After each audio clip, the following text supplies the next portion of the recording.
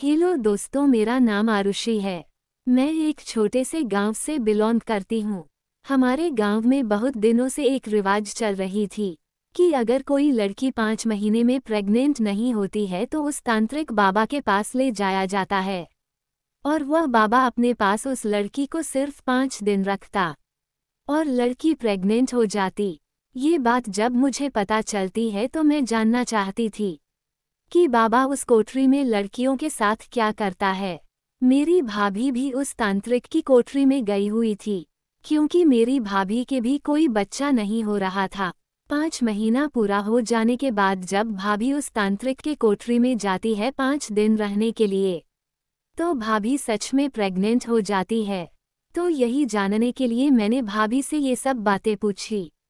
लेकिन मैं जब भाभी से यह सारी बातें पूछना चाहा तो उनके चेहरे का रंग बिल्कुल उड़ गया था और भाभी कहती हैं, तुम अभी बहुत छोटी हो, तुम ये सब बात ना जानो। लेकिन भाभी इतना कहते ही रोने लगती है और मुझसे कहती हैं, भगवान ना करे किसी लड़की को उस बाबा की कोठरी में जाना पड़े। मैं इतना सुनते ही मेरे पैरों तले जमीन खिसक जाती है। आखिरकार भाभी क्यों रोने लगी और यह क्यों कह रही है कि किसी लड़की को उस कोठरी में न जाना पड़े? आखिर क्या हो रहा था उस कोठरी में? मैंने भाभी से और भी पूछना चाहा लेकिन मेरी भाभी मुझे आगे कुछ नहीं बताती है। मैं अभी 16 साल की नादान लड़की थी, तभी मुझे एक लड़के से प्यार हो जाता है। उसका नाम राज था। राज भी उसी गांव में रहता था। मैंने अपनी मम्मी पापा और भैया भाभी से उसके बारे में बता दिया था। मैंने ये भी कह दिया था कि मैं शादी करूंगी तो राज से करूंगी, वरना मैं शादी नहीं करूंगी। तो मेरे घरवाले राज के साथ मेरी शादी कर देते हैं। मेरे भी बच्चे नहीं हो रहे थे तो मुझे भी तांत्रिक के पास भेज दिया जाता है और मैं वहाँ का माहौल देखकर मेरे पैरों तले जमीन खिसक जाती है और मैं तंग रह जाती हूँ कि आखिरकार इस कोठरी में ये हो रहा है। इस कहानी को सुनकर आपके भी होश उड़ जाएंगे, तो सुनते हैं कहानी। मेरा नाम आरुषि है। मेरा नाम तो आरुषि था, लेकिन मुझे प्यार से घर वाले तान्या कहकर बुलाते थे। मेरी दादी सबसे पहले तान्या बुलाती थी, बाद में सारे लोग मुझे तान्या तान्या कहकर पुकारने लगे। मैं घर में सबसे छोटी थी, इसलिए सब लोग मुझे बहुत लाड प्यार से रखते थे। हम गांव में मुझसे बड़े मेरे 2 भाई और एक बहन थी। मेरी जात धोबी थी, इसलिए मेरे पापा गांव के कुछ लोगों के कपड़े धुला करते थे। गांव के पास एक नदी थी, वहीं मेरे पापा सारे कपड़े ले जाकर धोया करते थे। यही मेरे पापा का व्यवसाय था। इसी से मेरे घर का खर्च चलता था। जैसे जैसे मैं जवान होती गई मुझे गांव के कुछ रिवाज बहुत अजीब लगे, जिनको हमारे लोग मानते भी थे और उन रिवाज का पालन भी करते थे। इस गांव में लड़कियों को ज्यादा पढ़ने का हक नहीं था। इस गांव में एक और रिवाज थी कि शादी किसी दूसरे गांव से नहीं हो सकती है। शादी गांव में ही हुआ करती थी। लड़का भी गांव का हुआ करता था और लड़की भी गांव की हुआ करती थी। एक दिन एक लड़की अपने मम्मी पापा से कहती है, मुझे एक लड़का पसंद है और वह दूसरे गांव में रहता है। तो उनके मम्मी पापा सरपंच से बात करके अपनी बेटी का दूसरे गांव में शादी करना चाहते थे, लेकिन सरपंच ने मना कर दिया। मना करने के बाद लड़के को जब पता चला कि शादी नहीं हो सकती तुम्हारी उस गांव से, तो उस लड़के ने पंखे से लटक कर अपनी जान दे दी। मुझे ये बात 4th क्लास में पता चली। मैं आगे भी पढ़ना चाहती थी, लेकिन मेरे पापा मुझे आगे पढ़ने के लिए मना कर देते हैं। मैं बहुत रोई और बहुत तड़पती, लेकिन मेरे पापा मुझे आगे पढ़ने के लिए नहीं मानते हैं। तो मेरी एक दोस्त कहती है, तुम तांत्रिक बाबा के पास जाओ और उनसे कहो जाकर, तो वह जब तुम्हारे पापा से कहेंगे तो तुम्हें आगे पढ़ने के लिए भेज दिया जाएगा। क्योंकि तांत्रिक बाबा की सब लोग बात मानते हैं, उनकी कोई बात नहीं टालता है। मैंने कभी तांत्रिक बाबा को नहीं देखा था और उनकी कोठी भी नहीं पता थी कि उनकी कोठी है कहाँ। मेरी दोस्त मुझसे कहती है, तांत्रिक बाबा रात के 12 बजे ही मिलते हैं। तो मैं 12 बजे बजते ही तांत्रिक बाबा के पास जाने लगी। मेरी दोस्त ने तांत्रिक बाबा का एड्रेस भी मुझे बता दिया था। रास्ता बहुत सुनसान था। एक खिड़की से एक लड़की मुझे देख रही थी। उसने मुझे अपने पास बुलाया और उसने कहा, इतनी रात को तुम कहाँ जा रही हो? तो मैंने उसे सारी बातें बता दी। वो लड़की कहने लगी तुम्हें पढ़ने का इतना ही शौक है तो मैं तुम्हें पढ़ाऊंगी। मैंने कहा कैसे, तो उसने कहा तुम्हें चुप चुप के पढ़ना होगा और यह बात किसी को बताना भी नहीं, क्योंकि मैं भी चुप चुप के एक टीचर से पढ़ा था। मैंने कहा ठीक है। मुझे पढ़ने के लिए एक टीचर मिल गई थी और इनका नाम अवनी था। अवनी मैमा का लाइफस्टाइल गांव के जैसा बिल्कुल नहीं था। गांव की लड़कियां बहुत ही अजीब कपड़े पहना करती थी, लेकिन अवनी मैमा काफ़ी अच्छे अच्छे सूट पहना करती थी। उनका लाइफस्टाइल गांव से काफ़ी चेंज था। वो घर में अकेली ही रहती थी, उनके घर पर और कोई नहीं रहता था। तो मैंने अवनी मैम से पूछा तो मैं कब आ जाया करूं पढ़ने के लिए। तो उन्होंने मुझे टाइम बता दिया कि तुम 12 बजे दिन के आ जाया करो। मैं 12 बजते ही अवनी मैम के घर पढ़ने के लिए चली जाया करती थी। जब कोई भी घर का सदस्य मुझसे पूछता कि तुम कहाँ जा रही हो, तो मैं कह दिया करती थी कि मैं अपनी दोस्त के घर जा रही हूँ। तो कोई शक भी नहीं करता था और मैं रोज अवनी मैम के घर पढ़ने जाया करती। मैं 4th क्लास तक तो पढ़ चुकी थी। मेरा 5th 6th 7th 8th और 9th तक अवनी ने अपने ही घर पर पढ़ाया और मैं जब 10th में आ गई तो मेरा सेंटर भी उन्होंने एक स्कूल से डलवा दिया था और मेरे एग्जाम भी अवनी मैम करवा देती है। मैंने एग्जाम भी दिए और मैं पास भी हो गई, तो मेरा 10th क्लियर हो गया। मेरा 10th क्लियर होते ही मैंने 10th की मार्कशीट अपने मम्मी और अपनी बहन को दिखा दी और उन लोगों से मैंने कह दिया लेकिन तुम ये बात किसी और को ना बताना। तो मेरे मम्मी और बहन ये बात किसी और को नहीं बताती हैं। तभी मेरे बड़े भाई का रिश्ता आता है और मेरे भाई का रिश्ता फिक्स हो जाता है। उसकी अगले हफ्ते ही शादी होने वाली होती है। तो मैंने अपनी मम्मी से कहा मैं अवनी मैम को भी अपने बड़े भाई की शादी में बुलाना चाहती हूँ, तो मैं उनको भी कार्ड दे दूँ क्या। तो मेरी मम्मी मुझसे कहने लगी खबरदार अगर उसे कार्ड दिया तो उससे सब गांव वाले वैसे भी बहुत रुष्ट हैं, वो अगर शादी में आई तो हंगामा हो जाएगा। मैंने कहा ऐसा क्यों। तो मम्मी कहने लगी अगर अवनी इस शादी में आई तो हंगामा इसलिए हो जाएगा क्योंकि तांत्रिक बाबा की सब लोग बात मानते हैं, लेकिन अवनी ने तांत्रिक बाबा की बात नहीं मानी थी।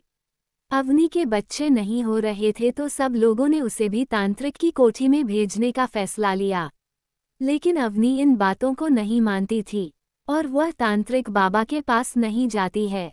तभी से गांव वाले अवनी पर बहुत रुष्ट हैं और उसे सारे गांव वालों ने रिश्ते नाते तोड़ दिए हैं।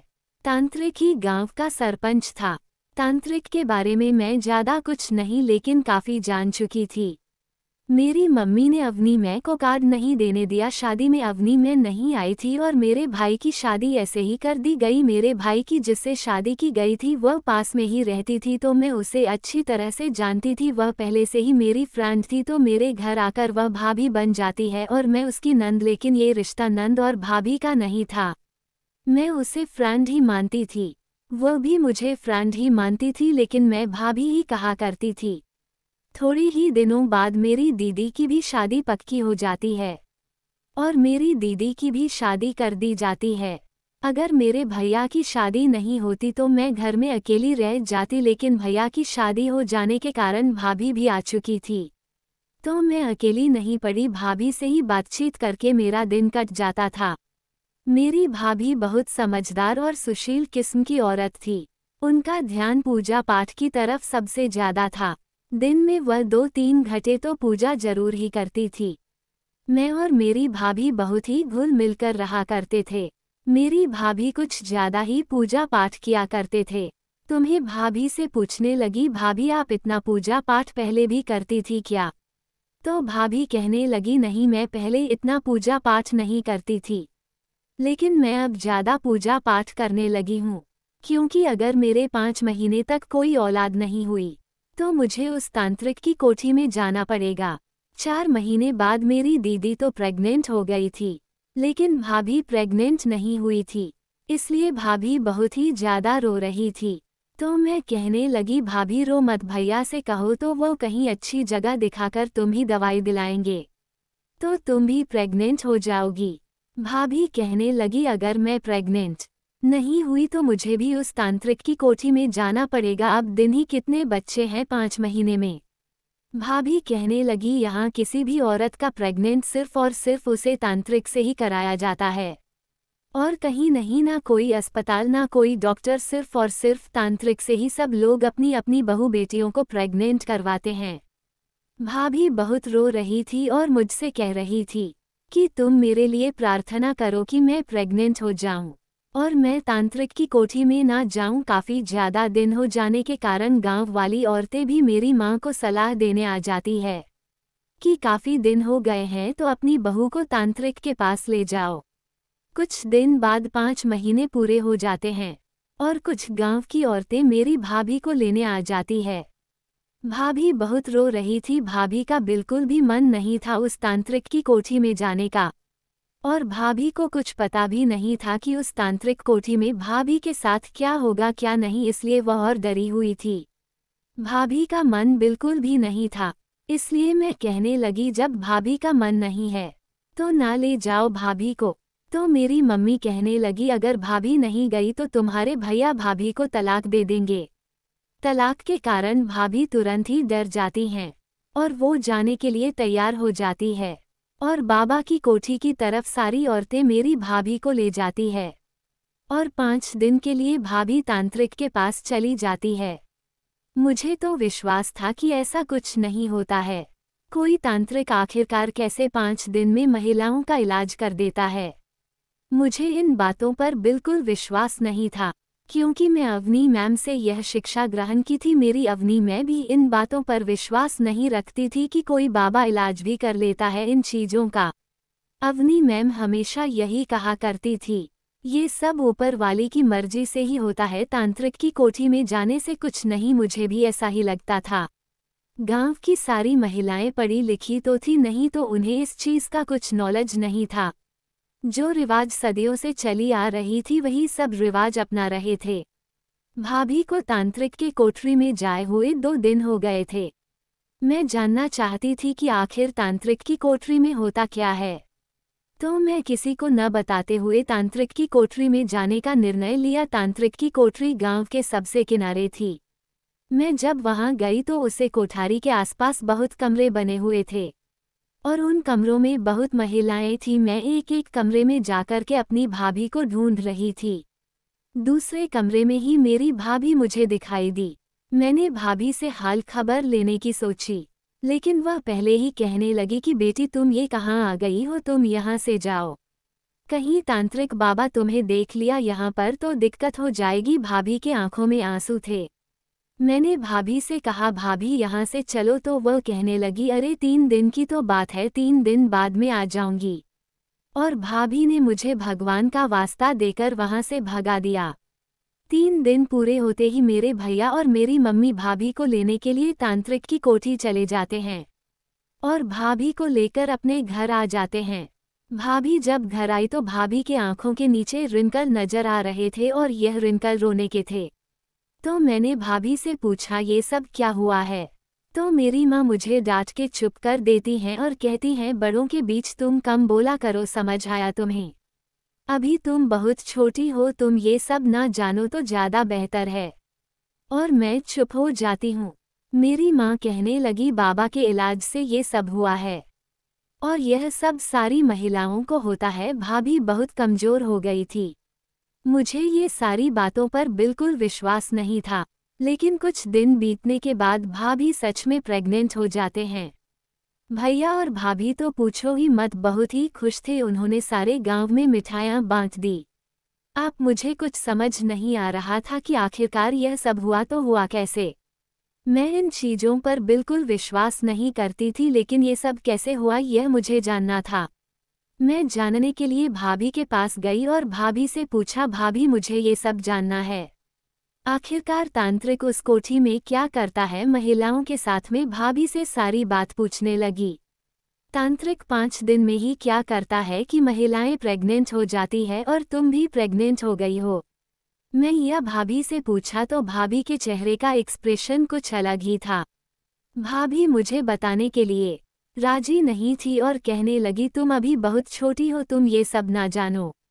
लेकिन मैंने जिद की तो भाभी ने मुझे ज़्यादा कुछ तो नहीं, लेकिन भाभी ने रोते हुए इतना कहा कि भगवान ना करे कि यह नज़ारा कोई और औरत को देखना पड़े। मैं और भी जानना चाहा, लेकिन भाभी ने आगे कुछ नहीं बताया। मेरी भाभी पहले बहुत खुश रहा करती थी, लेकिन जब से तांत्रिक की कोठरी से आई है तब से न जाने उनकी खुशी को किसने छीन लिया। वो अब बिल्कुल ही खुश नहीं रहा करती थी। धीरे धीरे भाभी के 9 महीने बीत जाते हैं और भाभी एक बच्ची को जन्म देती है। बच्ची को जन्म देते ही भाभी का दिमाग का संतुलन थोड़ा बिगड़ गया था। भाभी उसे बच्ची से बिल्कुल भी लगाव नहीं रखती थी। उसे बच्ची को मेरी माँ और मेरे भैया और मैं ही खिलाया करती थी, लेकिन भाभी उसे हाथ तक नहीं लगाया करती थी। और जब मेरी माँ कहती कि बच्ची का ध्यान रखा करो, लेकिन मेरी भाभी बच्चे का ध्यान भी नहीं रखती और कहती इस बच्ची को वही तांत्रिक की कोठी में छोड़ाओ। मैं तो गंदी हो चुकी हूँ और यह भी बच्ची भी गंदी है। मेरी भाभी उसे बच्ची को तो अपना मानती ही नहीं थी। भाभी हमेशा खोई खोई रहती थी, तो मुझे बहुत दुख हुआ करता था। तो मैं अपनी मम्मी से कहा भाभी का इलाज करवा दो कहीं अच्छी जगह से, उनका दिमाग की संतुलन ठीक नहीं है। तो मेरी मम्मी भैया से बात करती है और कहते हैं लगता है फिर से इसे तांत्रिक की कोठी में ले जाना पड़ेगा तभी ठीक होगी। भाभी को जब ये बात पता चलती है कि भाभी को दोबारा इस तांत्रिक की कोठी में जाना है, तो भाभी बहुत डर जाती है और कहने लगती हैं कि मुझे कहीं नहीं जाना और मैं बिल्कुल स्वस्थ हूँ। भाभी जब स्वस्थ अपने आप को कहने लगी तो मेरी माँ मुझे कहने लगी देखो तांत्रिक बाबा का नाम लेते ही तुम्हारी भाभी बिल्कुल ठीक हो गई, देखो हमारे तांत्रिक बाबा में कितनी शक्ति है। उनका नाम सुनते ही तुम्हारे भाभी के सारे कष्ट दूर हो गए। और भाभी को उसे तांत्रिक के पास दोबारा नहीं ले जाया जाता है क्योंकि भाभी बिल्कुल स्वस्थ अपने आप को बता रही थी। मैंने भाभी से फिर पूछना चाहा, लेकिन भाभी कहने लगी तुम जब बड़ी हो जाओगी तो तुम्हें सब पता चल जाएगा। 3 साल बाद जाने के बाद मेरी दोस्त की शादी पक्की हो गई। वह मेरे साथ ही बचपन में खेला करती थी। वह मेरी ही उम्र की थी, लेकिन उसकी शादी मुझसे पहले पक्की हो गई और उसकी शादी कर दी जाती है। उसके भी 5 महीने तक कोई भी संतान नहीं होती है, तो उसे भी तांत्रिक की कोठी पर ले जाया जाता है और वह भी 5 दिन उस कोठरी में बिताती है। 5 दिन पूरे होने के बाद मैं उसके घर पूछने के लिए ये सारी बातें जाती हूँ, तो मेरी दोस्त ने मुझे बताया बाबा वहाँ कुछ गलत किसी के साथ नहीं करते हैं। मेरी दोस्त मुझसे कहने लगी मुझे भी पहले यही लगता था कि बाबा वहाँ सारी औरतों के साथ गलत करता है, लेकिन वह ऐसा कुछ नहीं करता है किसी औरत के साथ। वह सिर्फ फूक फाकी डालते हैं और कुछ भी नहीं। मुझे कुछ समझ नहीं आ रहा था कि मेरी दोस्त ये बता रही है और मेरी भाभी कुछ और बता रही थी। मेरी भाभी तो मुझसे कह रही थी भगवान ना करे ऐसा मंजर किसी को देखना पड़े। तो मुझे बिल्कुल भी समझ नहीं आ रहा था कि मैं किसकी बात मानूं, दोस्त की या अपने भाभी की। मैं बहुत ही डिप्रेशन में आ गई थी। सबकी सारी बातें सुन सुनकर कोई कुछ कह रहा था तो कोई कुछ। थोड़ी ही दिनों बाद मेरी शादी के लिए रिश्ता आता है और मेरी शादी पक्की कर दी जाती है और कुछ दिनों के बाद मेरी भी शादी हो जाती है। मेरा पति मुझसे बहुत प्यार किया करता था और मेरे ससुराल के लोग भी मुझसे बहुत प्यार किया करते थे। मेरे ससुराल के लोग बहुत अच्छे थे। मैं जैसा सोचती थी बिल्कुल मुझे ऐसा ही पति मिला और ससुराल वाले भी मुझे वैसे ही मिले। मैं ससुराल में बहुत खुश रहा करती थी, लेकिन मेरे भी 4 महीने तक कोई भी संतान नहीं हुई तो कुछ आसपास की औरतें मेरी सासू माँ से कहने लगती है 1 महीना और बचा है, अगर तुम्हारे बहू को कोई संतान न हो तो तांत्रिक बाबा की कोठी में ले जाना और तुम्हारी बहू को संतान हो जाएगी। ये सब मैं सुनकर अपनी अवनी मैमा के पास जाती हूँ और उनसे सारी बात शेयर करती हूँ। अवनी मैं कहती है अगर तुम्हें तांत्रिक की कोठी में जाने से बचना है तो अपने ससुराल वालों से झूठ बोलना पड़ेगा और कहना पड़ेगा कि मैं प्रेग्नेंट हूँ। मैंने अवनी मैम से कहा ऐसे तो मेरा सच कुछ ही दिनों में सबको पता चल जाएगा, जब क्या होगा। तो अवनी मैं चुप हो गई। अवनी मैमा कहने लगी तो फिर वहाँ जाओ। मैंने भी कहा हाँ मुझे जाना चाहिए क्योंकि मेरे दिमाग में बहुत सारे क्वेश्चन उठ रहे हैं कि आखिरकार उस कोठारी में तांत्रिक बाबा महिलाओं के साथ करता तो करता क्या है। कैसे 5 महीने में ही सारी महिलाएं कोठरी में जाकर प्रेग्नेंट हो जाती है। क्या है सच्चाई, ये जानने के लिए मैं वहां जरूर जाऊंगी। और मैं घर चली आती हूँ। मेरे दिन पूरे होते ही कुछ महिलाएं मुझे उस बाबा की कोठरी में ले जाने के लिए आते हैं। मेरी सासू माँ और मेरे पतिदेव खुशी खुशी मुझे उसे कोठरी में जाने के लिए उन महिलाओं के साथ मुझे भेज देते हैं। मुझे बहुत डर लग रहा था कि वहाँ क्या होगा क्या नहीं।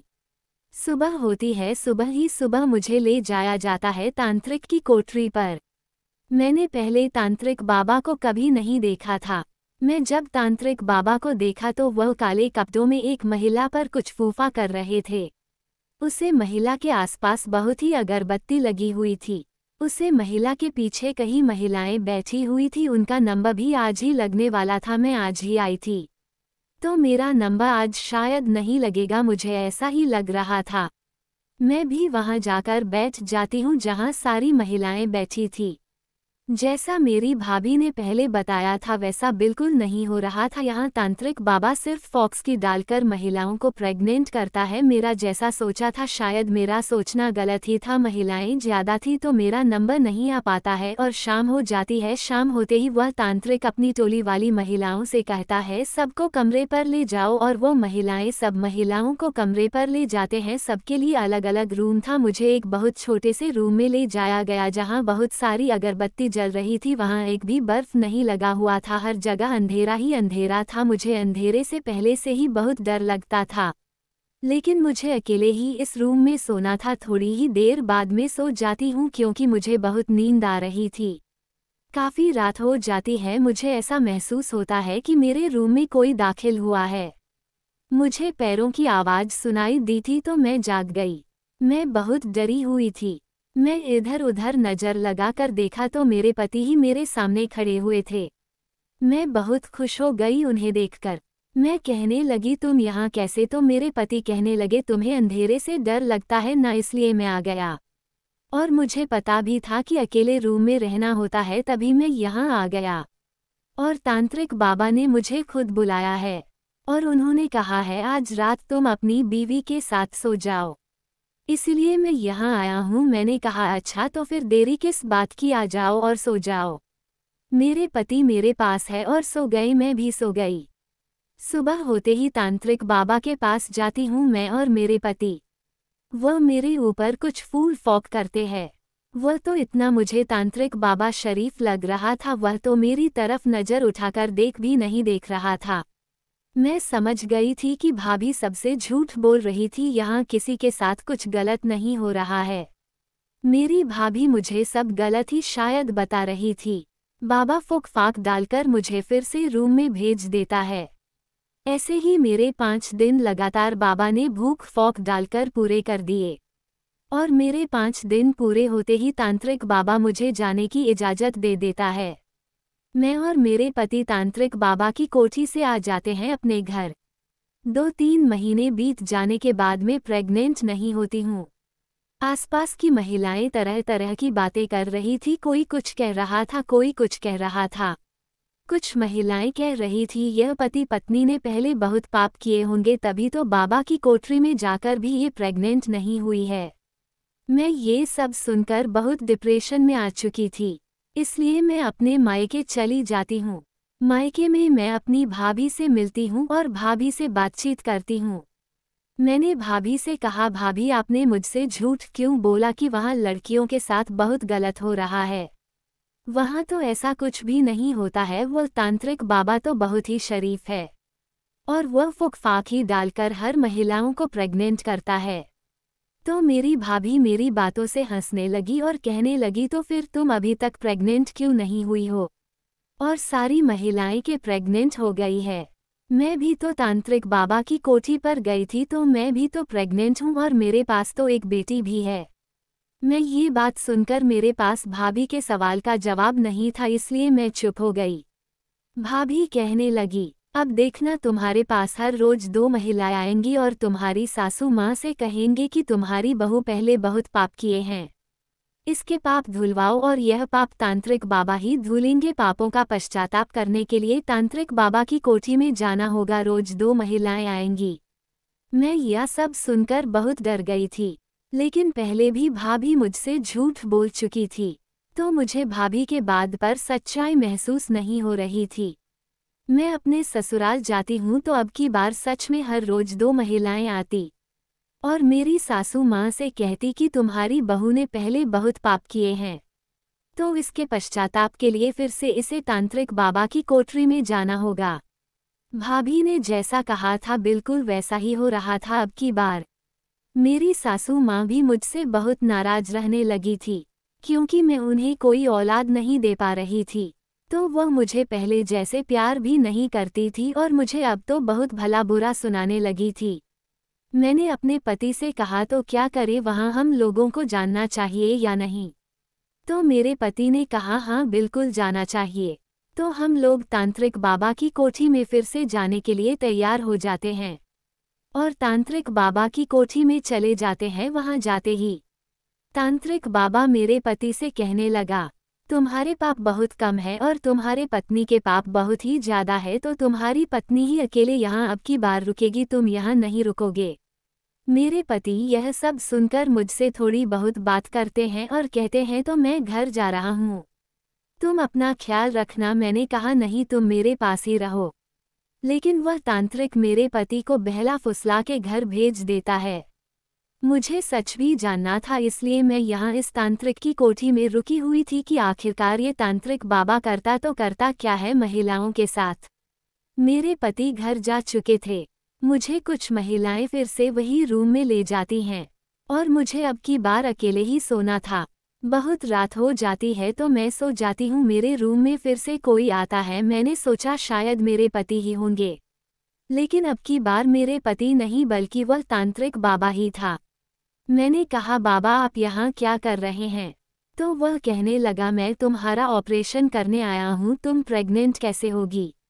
जब मैं तुम्हारा इलाज करूँगा तभी तो तुम प्रेग्नेंट होगी। मैंने कहा मैं कुछ समझी नहीं, आप तो फोक डालकर ही महिलाओं को प्रेग्नेंट करते हो, लेकिन फिर ऑपरेशन वगैरह ये सब क्या? तांत्रिक बाबा हंसने लगा और कहने लगा तुम अभी बहुत मासूम हो, तुम कुछ समझ नहीं रही हो। मैं ये कहना चाहता हूँ कि मैं तुम्हारे साथ गलत काम करूँगा तभी तो तुम प्रेग्नेंट हो पाओगी। मेरी यह बात सुनते ही मेरे पैरों तले जमीन खिसक जाती है। मैंने तांत्रिक बाबा से कहा तो तुम सारी महिलाओं के साथ यही करते हो क्या? तो तांत्रिक बाबा कहने लगा हाँ मैं सारी महिलाओं के साथ यही करता हूँ, क्योंकि ससुराल वाले अगर बहू औलाद न दे सके तो उसे बहुत भला बुरा सुनाते हैं। महिलाओं को तरह तरह की बातें सुनाई जाती है अगर वो औलाद पैदा ना कर सके। उन्हें यहाँ तक भी सुनना होता है कि तुम बांझ ही रहोगी। तो सारी महिलाएं यही सब बातें सोचकर वह मेरे साथ गलत काम कर लेती है और वो प्रेग्नेंट हो जाती है। जमाना और ससुराल बहुत सताता है, तभी वो सब मेरे साथ यह काम कर लेती हैं। अगर महिलाएं बच्चा नहीं पैदा कर पाती है तो उनका तलाक हो जाता है, इसलिए महिलाएं मेरे साथ यह काम कर लेती हैं। महिलाएं अपना रिश्ता बचाने के लिए और जमाने के सताने के कारण मेरे साथ शारीरिक संबंध बनाती हैं, ऐसा तांत्रिक बाबा ने मुझसे कहा। मेरी भाभी जैसा कहती थी बिल्कुल यहाँ वैसा ही हो रहा था। तांत्रिक बाबा ने मुझे बहुत इमोशनल डैमेज कर दिया था। तांत्रिक बाबा ने मुझसे कहा तुम भी मेरे साथ शारीरिक संबंध बना लो, तो तुम्हारा रिश्ता बच जाएगा और तुम्हें भी औलाद हो जाएगी और तुम्हें जमाने के ताने भी सुनने नहीं पड़ेंगे। मैंने तांत्रिक बाबा से कहा तुम्हें शर्म नहीं आ रही? या सब करते हुए तुमने गांव वालों को धोखे में रखा है, रस्म और रिवाज कहकर बहू और बेटियों की इज्जत के साथ तुम खिलवाड़ कर रहे हो। गांव वाले बहुत ही बेवकूफ़ और मासूम है। ये काम मेरे पिताजी भी करते थे, इसमें मेरे पिता ने बहुत रुपए कमाए और बहुत अयाशियां भी की, तो मैं उन्हें देख देख के सीख गया हूँ और मैं भी यह काम करता हूँ। गांव वाले इतने बेवकूफ़ होते हैं कि वो ये भी नहीं समझते हैं कि किसी गैर मर्द के साथ छोड़ना सही है या नहीं, और वह अपनी बहू बेटियों को आराम से किसी के साथ भी छोड़ देते हैं। ऐसे ही मेरे पास भी छोड़ जाते हैं और मैं इन्हें का फ़ायदा उठाता हूँ। मैं उसे तांत्रिक की बातें सुन सुन के शॉक्ड हो गई। गांव वाली जिसे सब कुछ मानते थे वो इतना गिरा हुआ हो सकता है। मैंने ये सपने में भी नहीं सोचा था। गांव वाले यहाँ तक उसे सरपंच भी बना के रखे थे। उसने इतना बहला फुसला के रखा हुआ था गांव वालों को। गांव वाले जिसे भगवान मान रहे थे वह तो दरिंदा निकला और उनकी ही बहू बेटियों की इज्जत लांघता था। वह तांत्रिक मुझे भी कहने लगा तुम भी मेरे साथ शारीरिक संबंध बना दो वरना तुम्हें भी ये गांव वाले ऐसे ही बातें सुनाएंगे। मैं आगे बढ़ी तो तांत्रिक बाबा सोचने लगा कि शायद मैं उसके साथ यह सब करने के लिए राजी हो गई हूं तो वह मेरे पास आया। मैंने पहले से ही अपने फ़ोन का कैमरा ऑन रखा था और फ़ोन को मैंने अच्छी जगह शिफ्ट कर दिया था ताकि सारी वीडियो बन जाए। तांत्रिक मुझे छूने वाला ही था तभी मैंने पास में राखी का आज बोतल से उसके ऊपर वार कर दिया और वह बेहोश हो गया और वह जमीन पर गिर गया। मैं तुरंत ही अपना फ़ोन उठाया और गांव की तरफ निकल पड़ी गांव वालों को वीडियो दिखाने के लिए। मैंने वह वीडियो सारे गांव वालों को दिखाया। गांव वालों ने वीडियो देखी तो वह सब जान चुके थे कि उनका तांत्रिक बाबा उनके साथ क्या कर रहा है। गांव वाले शर्मिंदा थे अपने ही काम के कारण जो वह ये सब रिवाज मान रहे थे। उनके सामने खड़ी अंधविश्वास की पट्टी को मैंने हटाया। गांव वाले तुरंत ही उस तांत्रिक की कोठरी पर जाते हैं और उस तांत्रिक को होश में लाकर उसे बहुत मारते हैं क्योंकि मैंने उसे इस तरह से मारा था कि वह बेहोश ही रहे काफ़ी देर तक। गांव वालों ने पहले तो उसे बहुत पीटा और बाद में उसे पुलिस के हवाले कर दिया गया। अवनी मैमा तुरंत ही मुझे अपने गले लगा लेती हैं और कहती हैं जो मैं करना चाहती थी वो तुमने करके दिखा दिया। मुझे गर्व है अपनी शिष्य पर।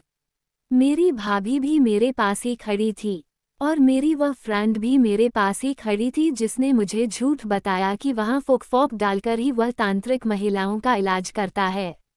मैंने अपनी फ्रेंड से पूछा तुमने मुझसे झूठ क्यों बोला, तो वह कहने लगी मैंने अपनी इज्जत बचाने के लिए और वह तांत्रिक मुझे ब्लैकमेल कर रहा था कि अगर मैंने किसी को ये सब बताया तो तुम्हारी क्या इज्जत रह जाएगी और तुम्हारा तलाक भी हो जाएगा, तभी मैंने तुमसे झूठ बोला और मैंने ये सच्चाई किसी को नहीं बताई। मुझे गर्व था अपनी भाभी पर कि उन्होंने मुझे इतना कुछ बताया। अगर मेरी भाभी मुझे ये सब ना बताती तो शायद मैं ये सब काम नहीं कर पाती और सारे गांव वाले अंधविश्वास में ही रहते और वही पुरानी रिवाज को अपनाते रहते हैं। ये काम होने के बाद मेरे गांव में 2-4 स्कूल भी बने और लड़कियों को पढ़ने का भी अधिकार दिया गया। अवनी मैम के साथ भी सारे गांव वालों ने रिश्ते तोड़ रखे थे तो वह लोग अवनी मैम के साथ फिर से रिश्ते जोड़ लिए और सारे गांव वाले अवनी मैम से माफ़ी मांगते हैं। अब गांव के सारे लोग किसी भी ढोंग या किसी भी रिवाज पर विश्वास नहीं रखते थे। थोड़ी ही दिनों बाद मुझे एक बेटी पैदा होती है। मेरी सासू माँ और मेरे पति बहुत खुश थे। मेरा भी परिवार बहुत अच्छे से चलने लगा। अब गांव वाले अपनी बहू बेटियों को किसी दूसरे गैर मर्द के हवाले भी नहीं करते थे। सारे गांव वाले समझदार और शिक्षित हो गए थे। अब गांव वाले किसी भी ढोंग या अंधविश्वास पर विश्वास नहीं करते थे और मेरा गांव एक खुशहाल गांव बन गया। अगर स्टोरी अच्छी लगी हो तो वीडियो को लाइक और चैनल को सब्सक्राइब करें। धन्यवाद। और हाँ, नोटिफिकेशन ऑल पर सेट कर ले ताकि सबसे पहले नोटिफिकेशन आपको मिले और आप अच्छी स्टोरी सुन सके। तो मिलते हैं किसी और रोमांचक कहानी के साथ। जब तक के लिए बाय बाय।